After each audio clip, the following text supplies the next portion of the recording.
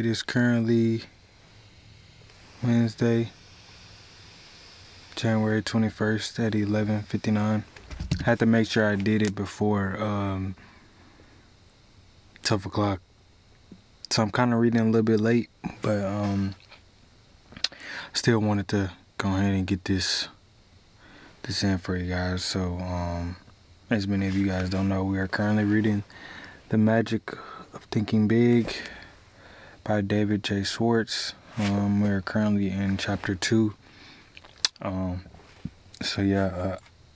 not actually sure what page I'm on according to the last one, but I believe I am on page 38, and I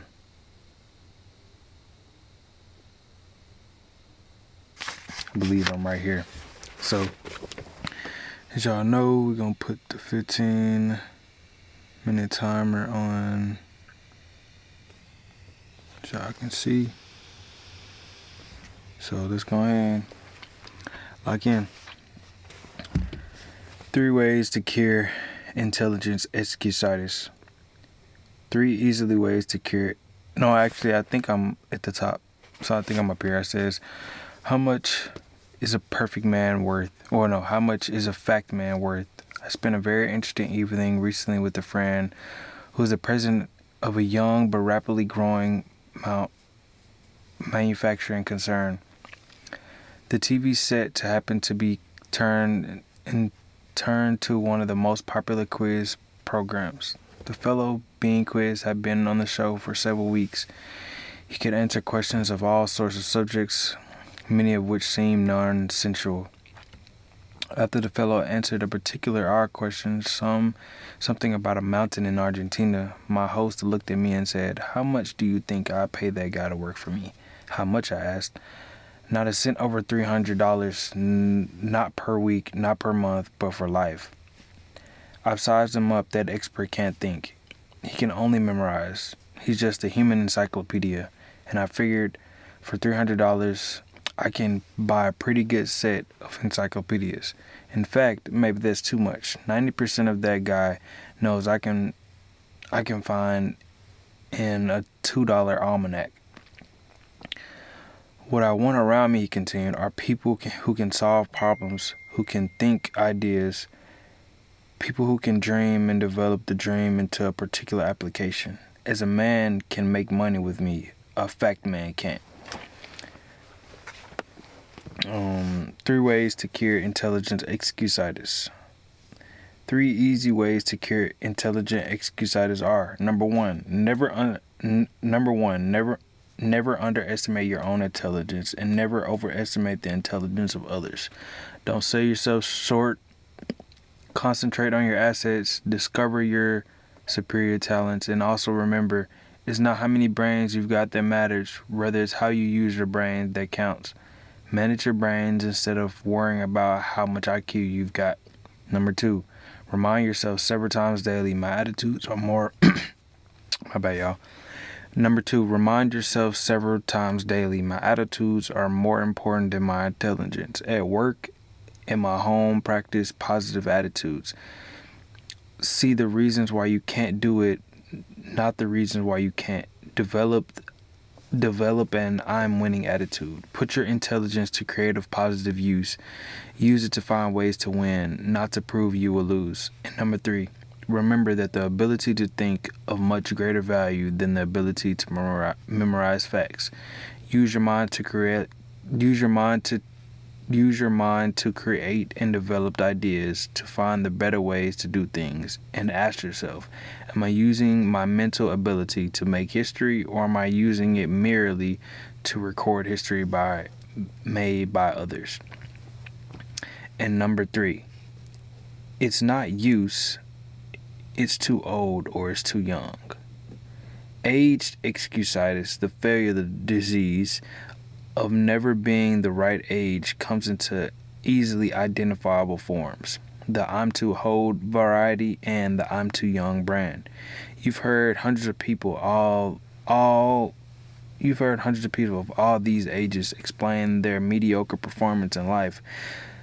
Something like this: I'm too old or I'm too young to break in now. I can't do what I want to do, or or I am capable of doing because of my age handicap. Really, it's surprising how people feel that they are just right age wise, and it's unfortunate. This excuse has closed the door of real opportunity of thousands of individuals. They think their age is wrong, so they don't even bother to try. The I'm too old variety is the most common form of age excusitis. This this disease is spread in subtle ways. TV fiction is produced by the big executive who lost his job because of a merger and can't find another because he's too old. Mr. Executive looks for months to find another job, but he can't. And in the end, after contemplating suicide for a while, he decides to rationalize that it's not nice to be on the shelf.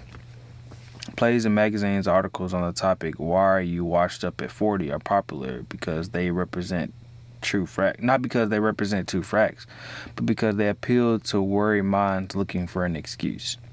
How to handle age excusitis. So we've already went to, if you guys don't know, there are it's I believe 4 types of excusitis.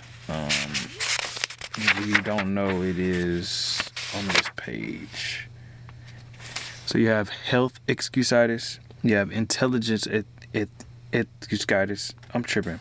You have health excusitis, intelligence excusitis, age excusitis, and look excusitis. And we're currently on the age excusitis, if you didn't know. Alright. Boom. Okay. How to handle age excusitis. Age excusitis can be cured. A few years ago, while I was conducting a sales training program, I discovered a good serum that both cures this disease and vaccinates you so you won't get it in the first place. In this training program, there was a trainee named Cecil. Cecil, who was 40, wanted to shift over to set himself up as a manufacturer's representative, but he thought he was too old. After all, he explained, I'd had to start from scratch, and I'm too old for that now. I'm 40. I talked to Cecil several times about his old age problem. I use this old medicine. You're only old as you feel, but I'm getting nowhere. Too often people retort with, but I do feel old. Finally, I discovered a method that worked. One day after a training session, I tried it on Cecil. I said, Cecil, when does a man's productive life begin? He thought a couple seconds and answered, oh, when he's about 20, I guess. Okay, I said, now, when does a man's productivity life end? No, when does a man's productive life end? Cecil answered, well, if he stays in good shape and he likes his work, I guess a man is still pretty useful even when he's 70 or so. All right, I said, a lot of folks are high productive after they reach 70, but let's agree with what you just said. A man's productive years stretch from 20 to 70. That's 50 years in between, or half a century, Cecil. I said, you're 40. How many years of productive,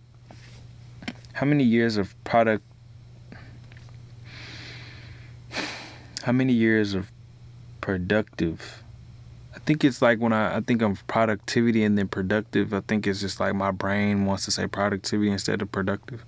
But how many years of productive life have you spent?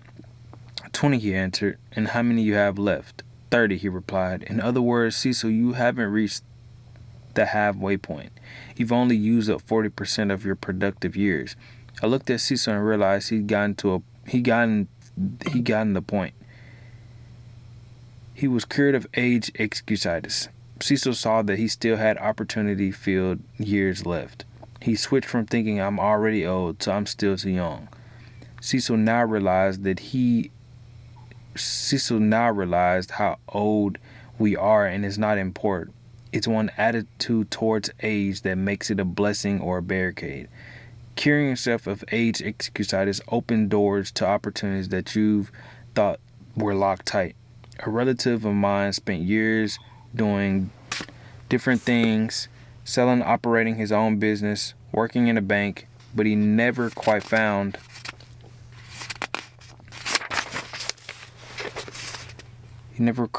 what he wanted to do most. Finally, he conducted that the one thing he wanted more than anything else was to be a minister. But he thought about it. He found he was too old. After all, he was 45, had 3 young children, and little money. But fortunately, he mustered all his strength and told himself, 40 or not, I'm going to be a minister. With tons of faith but little else, he enrolled in a 5-year minister training program in Wisconsin. 5 years later, he was ordained and as a minister and settled down with a fine congregation in Illinois. Old? Of course not. He still had 20 years of productive life ahead of him. I talked with this man not too long ago, and he said to me, if I had not made that great decision when I was 45, I would have spent the rest of my life growing old and bitter. Now I feel every bit as young as I did 25 years ago. And he said he almost looked it too. He almost looked it too. I don't know if that's a typo or that's how it's supposed to be said, but he almost looked it too. When you lick age excusitis, the natural result is gain to the optimism of youth and feel of youth. When you beat down your fears of age limitations, you age years to your life as well as success. A former Universal colleague of mine provided an interesting angle on how age excusitis was defeated. Bill was graduated from Harvard in the 1920s. After 24 years in the stockbrokerage business, during the time he had made a modest fortune, Bill decided he wanted to become a college professor. Bill's friends warned him that he would overtax himself in the rugged learning program ahead, but Bill was determined to reach his goal and enrolled in the University of Illinois at the age of 51. At age 55, he had earned his degree. Today, Bill is the chairman of the Department of Economics at a fine liberal. I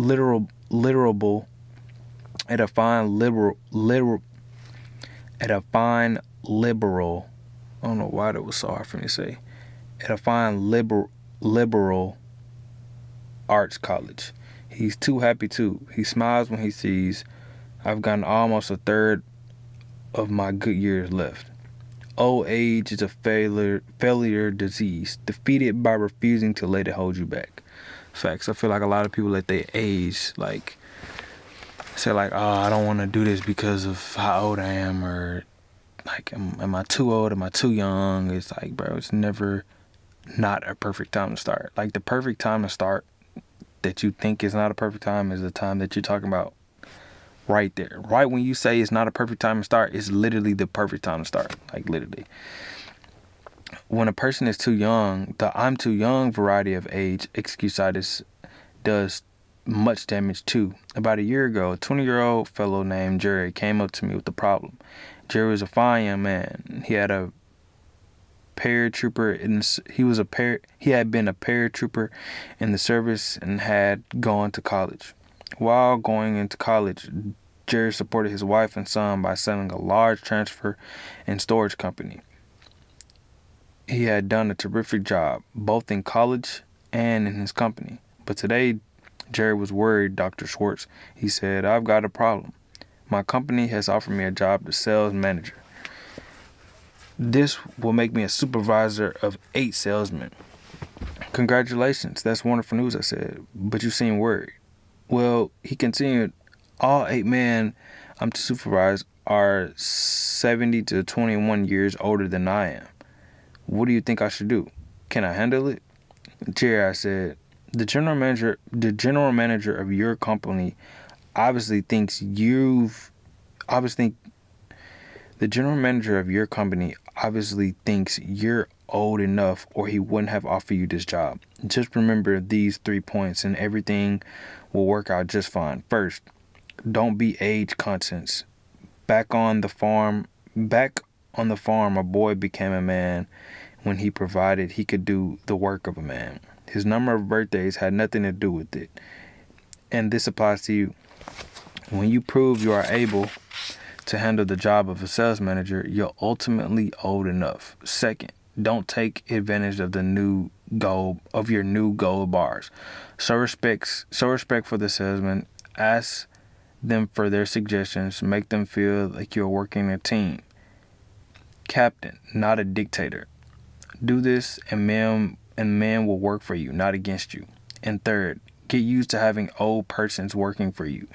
Leaders in the field soon find they're younger than many of the people they supervise. So get used to having older men work for you. It will help you a lot in the coming years when even bigger opportunities develop. And remember, Jerry, your age won't be a handicap unless you make it one. Today's Jerry's doing fine. He loves his transportation business and he's planning to organize his own company in a few years. Youth is a liability when the youth think it is. Youth is a liability only when the youth think it is. My timer went off, y'all, as y'all can see. But I'm gonna probably just read into page 44, the rest of page 44, and then the top of page 45, and then the last form of excusitis, which we're gonna cover tomorrow, is luck excusitis. So I'm gonna just finish this part, and then number 4 is but my case is different. I attract bad luck. That will be the last of luck excusitis. So I'm gonna just finish this, and then yeah. So it says, youth is a liability when the youth think it is. You often hear that certain jobs require considerable physical maturity. Jobs like selling securities and insurance. That you've got to have a job.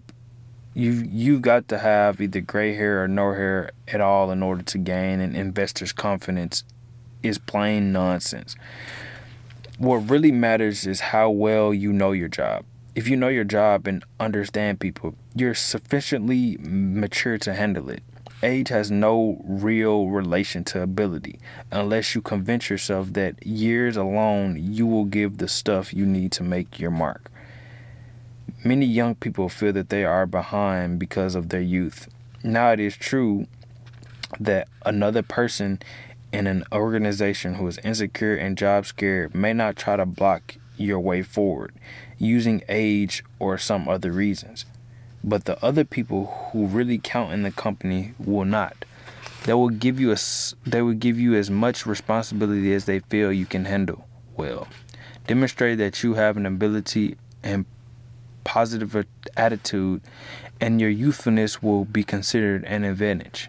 And quick recap for the cure of age excusitis is, number 1, look at the present age positively. Think, I'm still young and I'm not already old. Practice looking forward to new horizons and gain the enthusiasm and the feel of your youth. Number 2, compute how much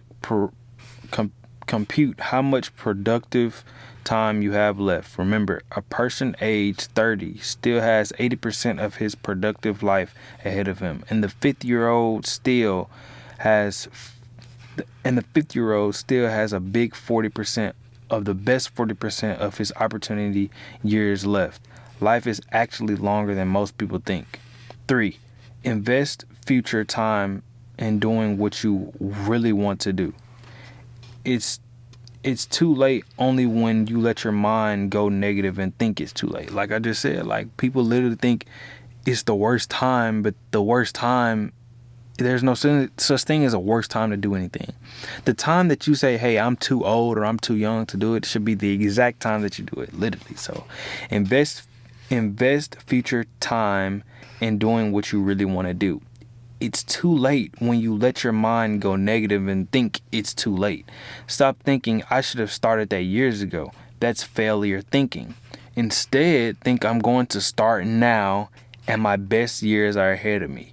That's the way most successful people think. And literally, I think that like, for me, and we're done, guys, but I kind of want to just talk about that. Like, I think that's one of the, like, the biggest things that people don't want to start, because they look at, other people and be like, man, they started this when they was this age, they started this and this. And it's like, it doesn't matter.